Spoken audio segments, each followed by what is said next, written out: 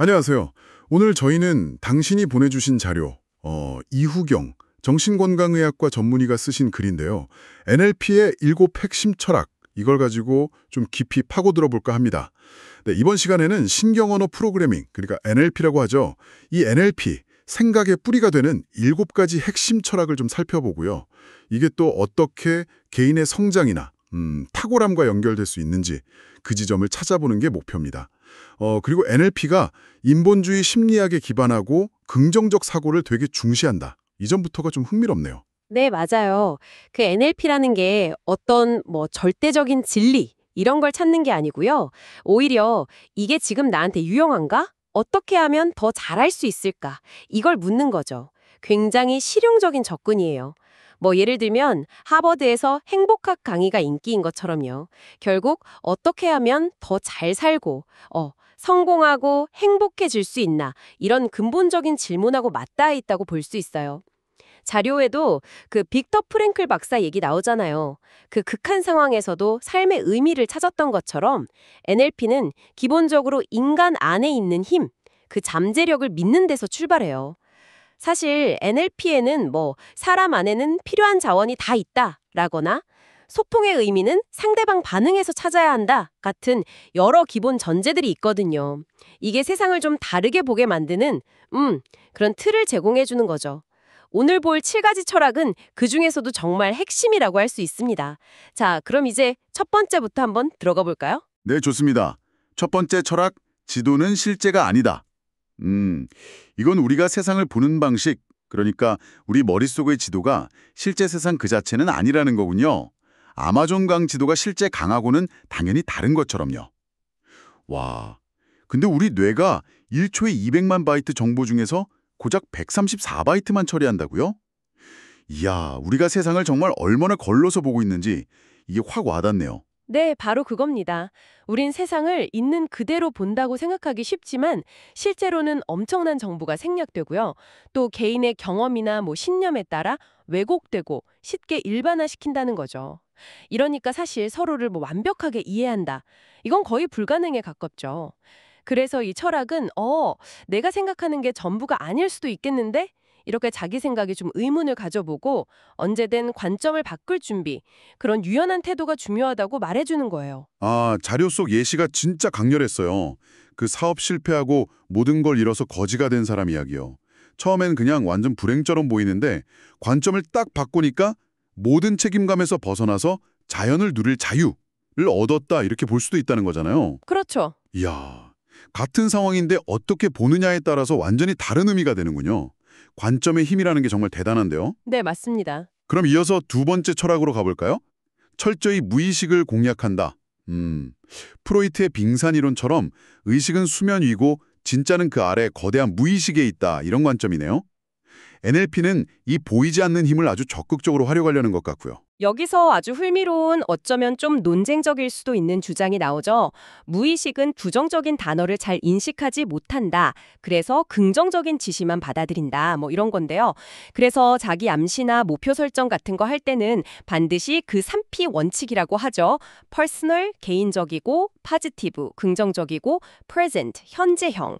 이걸 지켜서 긍정문으로 표현해야 효과가 좋다는 겁니다. 아, 그러니까 나는 긴장하지 않을 것이다 이게 아니고 네네. 나는 편안하다 이렇게요. 바로 그거죠. 훨씬 효과적이라는 거예요. 그렇군요.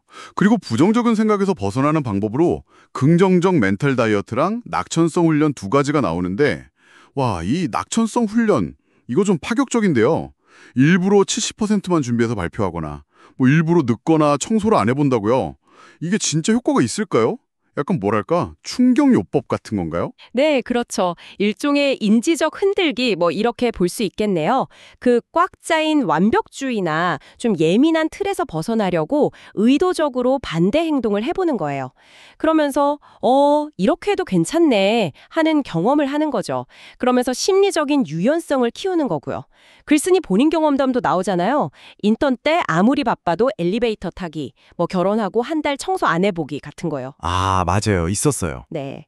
여기서 핵심은 괜찮다. 대추 오케이 이 태도를 좀 내면화하고 또 어떤 상황에서든 긍정적인 면을 찾고 긍정적인 사람들이랑 어울리고 어려움 속에서도 배울 점을 찾는 거 이 네 가지 낙천성의 요소를 키우는 데 있다고 볼 수 있습니다. 그 로키 선배 곰 이야기는 좀 웃기긴 하지만요. 네, 재밌었어요. 결국 어려운 상황에서도 당황하지 않고 어떻게든 해결책, 비록 자기중심적이긴 해도요. 그런 걸 찾는 긍정적이고 창의적인 태도를 보여주는 거죠. 세 번째 철학은 몸과 마음은 하나로 연결되어 있다. 이건 그래도 좀 익숙한 개념 같아요. 스트레스 받으면 몸 아프고 몸이 찌뿌둥하면 기분도 가라앉고 다들 그런 경험 있잖아요. 네, 그렇죠. 서양 의학도 요즘은 마음의 영향을 많이 인정하는 추세고요. 맞습니다. 서양 의학이 오랫동안 몸과 마음을 좀 분리해서 봤다면 동양에서는 일찍부터 이걸 하나의 시스템으로 봤죠. 일체 유심조, 모든 건 마음먹기에 달렸다. 이 말이 유명하잖아요. 그런데 자료에서는 반대로 일체 유신조, 모든 건 몸으로 움직인다라는 표현을 쓴 게 좀 흥미로워요. 그러니까 몸이 마음을 바꿀 수도 있다는 점을 강조하는 거죠. 아, 몸이 마음을요? 네, 단순히 마음만 다스리는 게 아니라 자세를 바꾸거나 표정을 바꾸거나 아니면 사용하는 말을 바꾸는 식으로요. 몸을 통해서 마음 상태를 변화시킬 수 있다는 겁니다. 오감을 활용한 접근이 가능한 거죠. 특히 말의 힘을 강조하고 있고요. 그렇군요. 말을 바꾸는 것만으로도 마음이 달라질 수 있다? 자, 그럼 네 번째 철학으로 넘어가 볼까요? 모든 성공적인 성취는 모방과 전략을 통해서 이루어질 수 있다. 생각해보니 진짜 그렇네요. 우리는 어릴 때부터 부모님이나 선생님, 선배, 위인들, 누군가를 따라하면서 배우고 성장해 왔잖아요. 그렇죠. 성공한 사람을 모델링하는 거, 이게 핵심 비결 중 하나라는 거군요. 네, 모델링 거기에 더해서 전략의 중요성을 같이 이야기합니다. 그냥 무작정 따라하는 게 아니고요. 성공 사례를 잘 분석해서 핵심 원리나 단계를 파악하고 즉 벤치마킹이죠. 그걸 또 자기한테 맞게 적용하는 체계적인 전략이 필요하다는 거예요. 스티븐 코비의 성공하는 사람들의 7가지 습관 이런 책들이 딱 그런 예죠. 아, 네네. 특히 요즘처럼 변화가 빠른 시대에는 이게 더 중요해졌어요. 자료에도 인용된 화나 김승현 회장 말처럼 빠른 것이 느린 것을 잡아먹는 시대잖아요. 속도가 경쟁력이 되면서 성공 모델을 빨리 배우고 적용하는 능력이 정말 필수적이 된 거죠. 하긴 요즘 면접, 연애, 육아 거의 모든 분야에서 코칭이 활성화된 것도 이런 맥락에서 볼 수 있겠네요. 맞습니다. 하면 된다는 믿음도 중요하지만 구체적으로 어떻게 따라하고 계획을 세울 거냐, 이게 성공의 열쇠라는 거죠. 다섯 번째 철학, 순간의 선택은 모두 최선이다. 이건 좀 더 철학적인 느낌이 드네요. 아무리 후회되는 행동이라도 그 순간에는 그럴 만한 이유와 긍정적 의도가 있었다고 보는 건가요? 이건 좀 받아들이기 쉽지 않을 수도 있을 것 같은데요. 네, 맞아요. 이게 자기 수용하고 깊은 관련이 있습니다. 과거의 선택을 막 비난하거나 후회하는 대신에 그때는 그럴 수밖에 없었구나 하고 좀 이해하고 받아들이는 태도, 이걸 강조하는 거예요. 왜냐하면 우리가 과거에 너무 얽매이거나 미래를 막 걱정하느라 지금 여기를 놓치기 쉽거든요. 자료에서 나이 들수록 시간이 빨리 간다고 설명하는 부분이 되게 인상적이었어요. 30대는 30km/h, 60대는 60km/h로 시간이 흐르는 것처럼 느껴지는 게? 아, 그거 저도 봤어요. 네. 그게 현재에 집중하지 못하고 과거 후회나 미래 걱정에 마음이 막 분산되어 있기 때문이라는 해석이죠. 아인슈타인 상대성 이론 비유도 나오잖아요.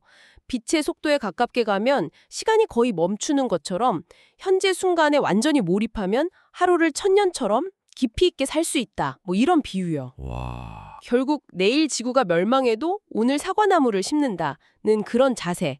결과에 너무 연연하기보다는 현재 과정에 충실하라는 메시지로 읽을 수 있습니다. 현재에 몰입하는 게 시간 경험 자체를 바꿀 수 있다는 비유가 정말 강력하네요. 자, 이제 여섯 번째 철학입니다. 이미 우리의 내부에는 모든 필요한 자원이 충분히 있다. 이건 마치 우리 안에 무슨 보물창고가 있다는 말처럼 들리는데요. 네, 정확합니다.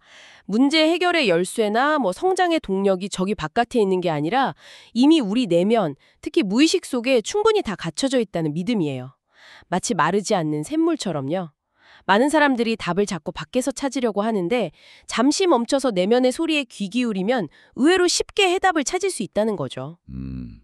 그 깨달음 찾아 30년 동안 스승을 찾아 헤맨 젊은이 이야기가 이 철학을 정말 잘 보여주죠. 아, 네. 그 이야기. 결국 고향 마을 입구에 그 거지 노인이 자기가 찾던 스승이었는데 왜 진작 안 알려줬나고 물으니까 노인이 그러잖아요. 나는 늘 여기에 있었지만 당신이 여기에 없었다. 이야, 당신이 여기에 없었다. 네. 보물은 멀리 있는 게 아니라 바로 내 발밑, 우리 내면에 있다는 아주 강력한 메시지죠. 스스로를 믿고 내면을 탐색할 용기를 주는 것 같아요. 그 말이 참 울림이 있네요. 자, 드디어 마지막 7번째 철학입니다. 실패란 없다. 다만 피드백만 있을 뿐이다. 실패에 대한 관점을 완전히 뒤집는 이야기네요. 실패는 끝이 아니고 더 나은 결과를 위한 정보, 그러니까 피드백으로 봐야 한다는 거죠. 네, 맞습니다. 실패를 성장의 디딤돌로 삼으라는 거죠. 하버드 가드너 박사가 실패를 용납하면 창조성이 생긴다고 했고, 혁신을 중시하는 나사나 실리콘밸리에서도 실패 경험을 오히려 가치 있게 평가한다는 사례들이 다 이걸 뒷받침하고요. 가장 유명한 예는 역시 에디슨이죠. 전구 발명하면서 수많은 실패를 겪었을 때 기자가 물으니까 실패한 게 아니라 전구가 켜지지 않는 수백, 수천 가지 방법을 발견했을 뿐이다. 이렇게 말했다고 하잖아요. 아, 그렇죠. 유명한 일화죠. 네.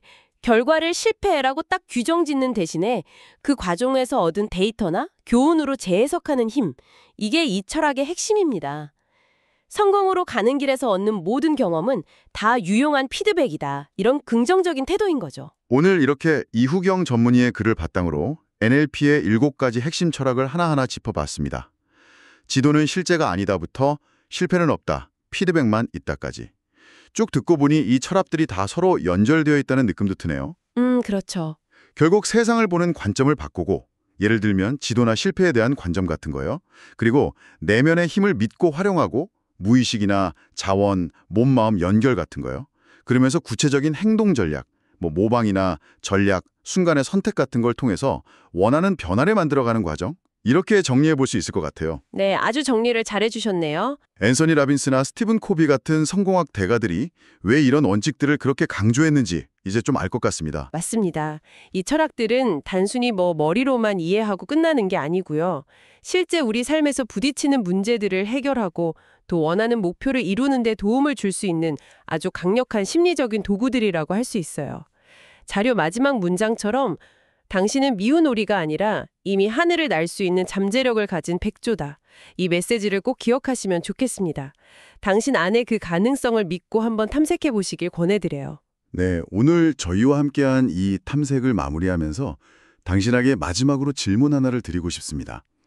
오늘 나눈 철학들, 특히 내가 보는 세상이 전부가 아닐 수 있다.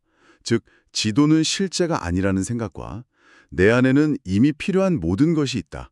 그 자원에 대한 관점, 이걸 다시 한번 떠올려 보세요. 지금 당신을 가장 힘들게 하거나 혹은 당신이 좀 넘어서고 싶은 어떤 문제나 상황이 있다면 거기에 대해서 어떤 아주 작은 관점의 변화를 한번 가져볼 수 있을까요? 아니면 당신 내면의 어떤 잠자고 있는 힘이나 자원을 좀 꺼내서 활용해 볼 수 있을까요? 잠시 시간을 내서 조용히 당신의 내면을 탐색해 보는 건 어떨까? 이렇게 제안 드리면서 오늘 이야기를 마치겠습니다.